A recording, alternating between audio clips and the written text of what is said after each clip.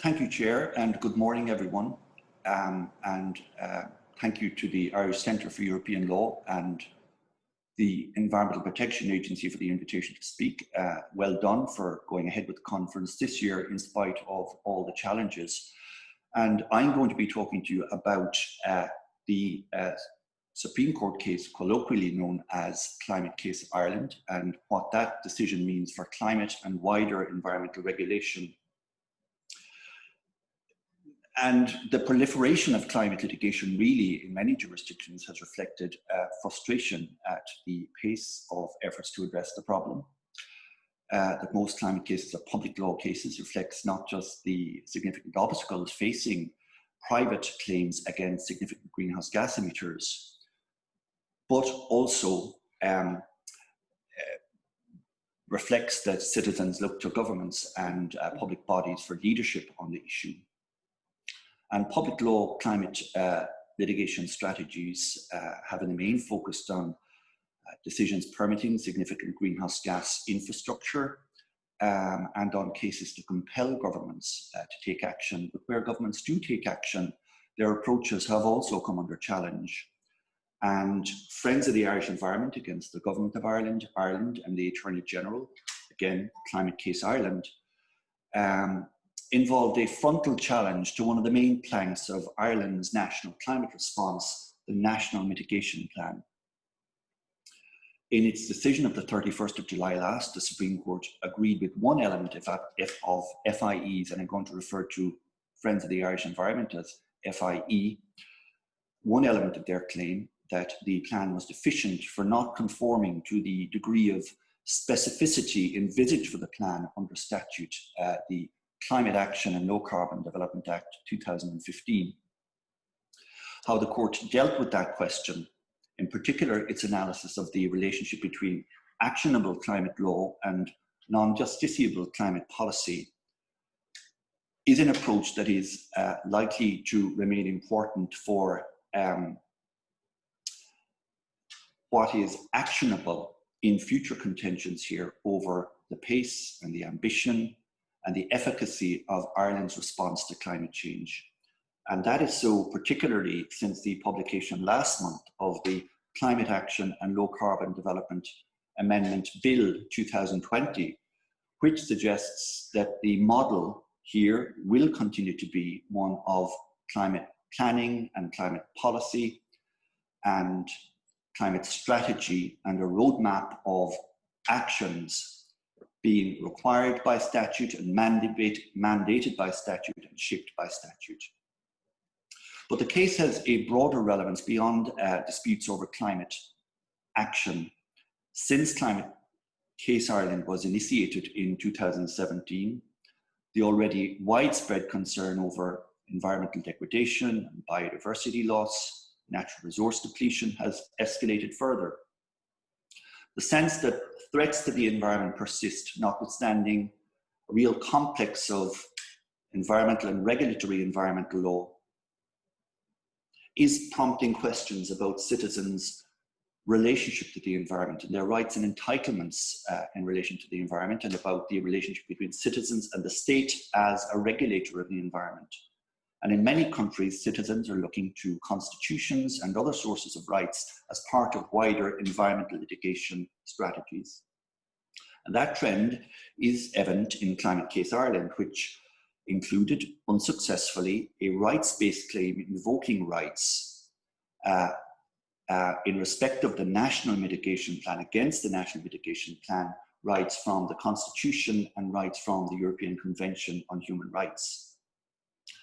And of real importance to any future developments in the field of environmental rights in Ireland, whether that will occur and from where and how soon and in what way, are the Supreme Court's comments on FIE's lack of locus standi to assert rights that the Supreme Court said were quintessentially personal in nature, and also the court's observations on the claimed right, unenumerated right, asserted first in 2017 in Merriman v. Fingal County Council to an environment consistent with human dignity, and also the comments of Chief Justice Clarke on derived rights as a term to be preferred over the one we've become used to, unenumerated rights. And so to move first to FIE's challenge to the validity of the National Mitigation Plan. The central finding of the Supreme Court there is where Chief Justice Clarke states, "In my judgment, the plan falls a long way short of the sort of specificity which the statute requires. I do not consider that the reasonable and interested observer would know in any sufficient detail how it really is intended under current government policy to achieve the NTO by 2050 on the basis of the information contained in the plan. Too much is left to further study or investigation." And the plan referred to by the Chief Justice was the so-called National Mitigation Plan. The statute refers to the Climate Action and Low Carbon Development Act 2015. The NTO refers to a concept or objective in the 2015 Act, the National Transition Objective, and defined in the 2015 Act as the state's transition by 2050 to a low carbon, climate resilient and environmentally sustainable economy. And the 2015 Act makes various arrangements and puts in place various structures at national level, including a Climate Change Advisory Council, and also the taking of a planned approach by government, requiring government to make and periodically update a national mitigation plan for the stated purpose of achieving the national transition objective. And the 2015 Act, as well as setting out the matters that the Minister and the government were to have regard to in preparing the plan and the procedural steps, including public consultation in the plan's adoption, also had certain things to say about the contents of the plan and what it was to contain. And the Supreme Court agreed with FIE that the 2015 Act expected the plan not just to include a range of policies and measures that would contribute generally to including or to achieving the national transition objective, both direct greenhouse gas abatement policies and more indirectly policies to reorient the economy away from fossil fuel dependency, but also to lay out some detail around how exactly that was going to be achieved.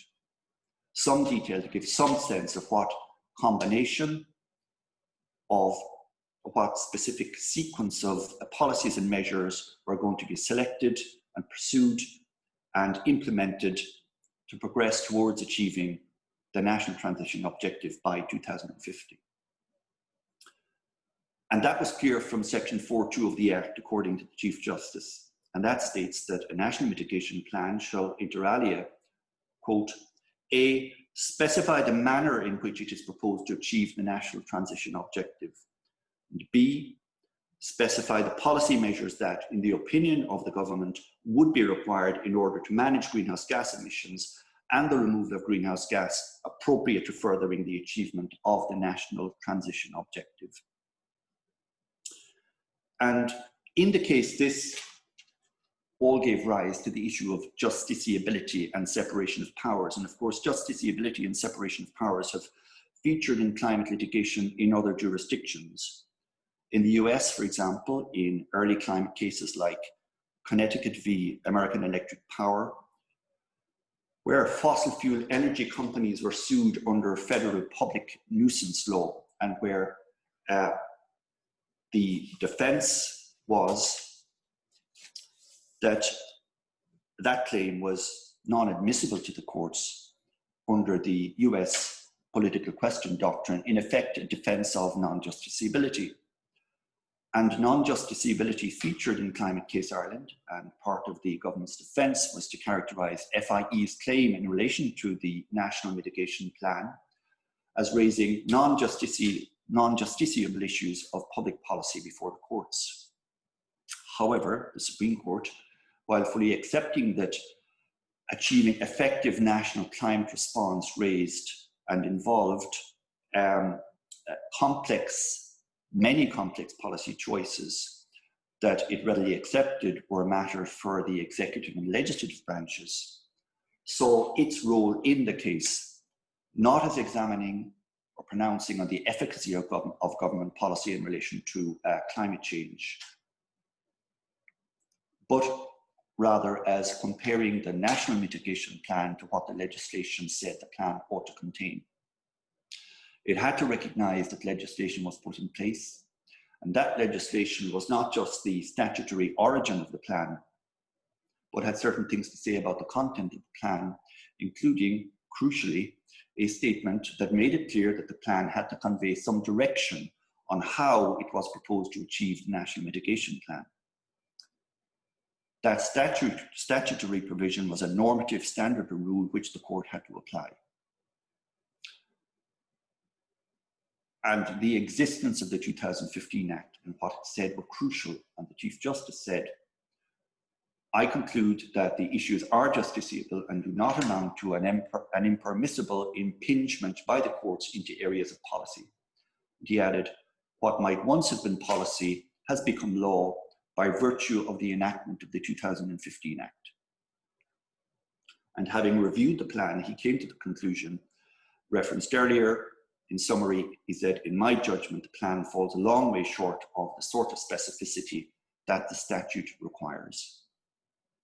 So the National Mitigation Plan fell on ultra-virus grounds. It was ultra-virus, the 2015 Act. And I think what's significant and important to appreciate is that it fell on substantive grounds. It was the content of the National Mitigation Plan that was deemed to be legally deficient. And so to move then to the rights-based claim, which did not succeed, FIE's rights-based claim related to the plan's so-called trajectory, that by envisaging an initial rise in the state's level of greenhouse gas emissions, and given the urgency of climate change, that the plan and the state were in breach of certain rights under the Constitution, the rights to life and bodily integrity, and certain European Convention rights. FIE accepted that it didn't itself enjoy those rights. The question the Supreme Court considered and answered in the negative was whether FIE could be permitted to raise constitutional rights under one of the limited range of exceptions to the general rule of standing in constitutional cases. The court undertook a detailed review of the case law, going right back to Cahill and Sutton and encompassing later cases that looked at where relaxations to the general restrictive rule were recognised. Chief Justice Clark contrasted the FIE proceedings, for example, with the scenario in Irish Penal Reform Trust, where the trust's involvement in that litigation was deemed necessary, as that case was concerned with a claim of systemic deficiency in the prison system's treatment of individual prisoners. And he contrasted the FIE case with the scenario, for example, in Coogan, where the rights raised in that case, those of the unborn, had in practical terms to be raised by others. And as regards FIE, according to the Chief Justice, he said, other than a suggestion that it was a desire to protect individuals from a possible exposure to the costs of unsuccessful proceedings, no real explanation was given as to why an individual or individuals could not have brought the proceedings instead of FIE. And the Chief Justice cited Judge Henchy's caution in Cahill and Sutton that without a strong threshold of personal interest in constitutional cases, those who opposed a particular bill on its way through Parliament would likely be encouraged to continue opposition to it by means of initiating a constitutional challenge seeking to invalidate the measure. Ultimately, Chief Justice Clark found that the circumstances in Climate Case Ireland to be what he called a far cry from the kind of circumstances which this court accepted justified departure from the ordinary rules of standing in cases such as Coogan and Irish Penal Reform Trust. So what the Supreme Court had to say on legal standing and rights and FIE's position was quite emphatic. And it suggests that if there are to be developments in the field of environmental rights in Ireland at the constitutional level, looking at rights through an environmental prism, conversely looking at the environment through the prism of certain constitutional rights, those developments are going to have to await cases brought by an individual litigant or litigants. And those are really the only points that I'd like to make on the rights-based claim in the speaking time available. There may be some time in the Q&A to discuss what all that means in practical terms, and also to see how the court dealt with the locus standi issue in relation to the European Convention rights that were invoked. And so just to spend then the last few minutes on the fate of the constitutional unenumerated right to an environment consistent with human dignity. The existence of that right had been accepted by Judge Barrett in the High Court in 2017 in Merriman v Fingal County Council. In Climate Case Ireland, it wasn't necessary for the Supreme Court to address it.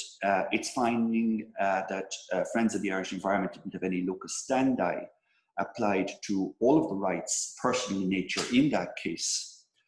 But the Supreme Court proceeded to make what Chief Justice Clarke called some observations on it, lest, as he put it, by not commenting on those matters, it might in the future be argued that this court had implicitly accepted the position identified by Judge Barrett and by Judge McGrath for the purpose of the argument in their respective High Court judgments. And Judge McGrath had dealt with Climate Case Ireland in the High Court. And the observations of the Supreme Court on the claimed right are quite detailed. Chief Justice Clarke's starting point was to question, and this is an important constitutional takeaway in itself from Climate Case Ireland, was to question the use generally of the term unenumerated rights in respect of those rights that were recognized by the Constitution but not expressly referred to in it. He preferred the term derived rights. Derived rights, for the reason he explained, that term conveys that there must be some, as he put it, root of title, some root of title in the text or the structure of the Constitution from which the right in question can be derived.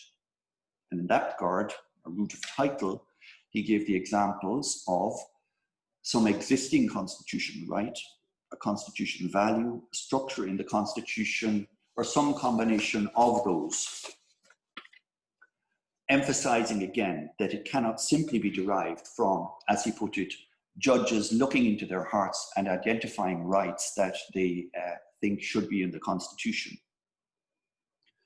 According to the Chief Justice, an emphasis on a constitutional genesis for a putative, unenumerated or derived right, without such an emphasis, there was a risk of a blurring to the separation of powers, potentially allowing what he called political or policy matters to drift impermissibly into the judicial sphere. And that risk of a blurring of the separation of powers was when judges were asked simply to identify rights that they thought were, quote, a good thing. By contrast, he said, where it is possible to properly derive rights from the Constitution, no such risk arises. As to the meaning and content of the claimed right to a healthy environment, which was the working term for that claimed right used in the Supreme Court appeal, the Chief Justice made a number of remarks, and noting that counsel for FIE had accepted that the right would not have added to the analysis in the case, and that it would not have extended the claimed right beyond what the rights to life and bodily integrity already offered in the case, highlighted for the Chief Justice the difficulty with the claimed right and prompted him to ask the following. He said, what exactly does it mean? How does it fit into the constitutional order? Does it really advance the rights does it really advance rights beyond the rights to life and bodily integrity? If not, what is the point of recognizing such a right? If so, then in what way and within what parameters? And that latter point, parameters, was a key point of difference with the High Court. In Merriman, Judge Barrett considered that the parameters could be refined as case law developed around the right, whereas for the Chief Justice, there needed to be, quote, some concrete shape to a right before it is appropriate to regard it as deriving under the Constitution. And he observed that he could not see, notwithstanding the recognition of the right in Merriman, how it had influenced the outcome of those proceedings. The Supreme Court noted that in other jurisdictions that have recognized a right to a healthy environment or a similar right, that in almost all cases, that is based on an express recognition of such a right in the constitutional document, meaning that the citizens of those states have had the opportunity to consider in advance the conferral of such a right. And so this part of Climate Case Ireland concludes with the Chief Justice stating, "It does not seem to me that a cogent case has been made out for the identification of a derived right to a healthy environment." He acknowledged, though, that there may well be cases, environmental cases, where, as he put it, constitutional rights and obligations may be engaged. He said, "I would not rule out the possibility that the interplay of existing constitutional rights with the constitutional values to be found in the constitutional text and other provisions, such as those found in Article 10, and also the right to property and the special position of the home, might give rise to specific obligations on the part of the state in particular circumstances." And that's a very interesting comment. Taken on its own, it appears to emphasize existing provisions in the Constitution. And yet the reference to the interplay of those, and to that interplay potentially giving rise to specific state obligations, and the earlier comment about derived rights, certainly doesn't appear to amount to any in-principle ruling out of future environmental rights. But as regards the case before him, his final remark was, "For present purposes, I think it is sufficient to indicate that the ill-defined right to a healthy environment sought to be relied on is either superfluous or lacking in precision, and I would not suggest that a right as so described can be derived from the Constitution."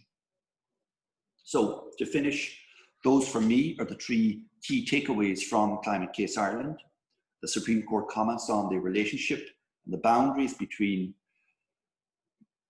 climate law and climate policy, and their comments on the whole area of justiciability and separation of powers in a particular context where climate policy and climate planning takes place against the background of framework climate law.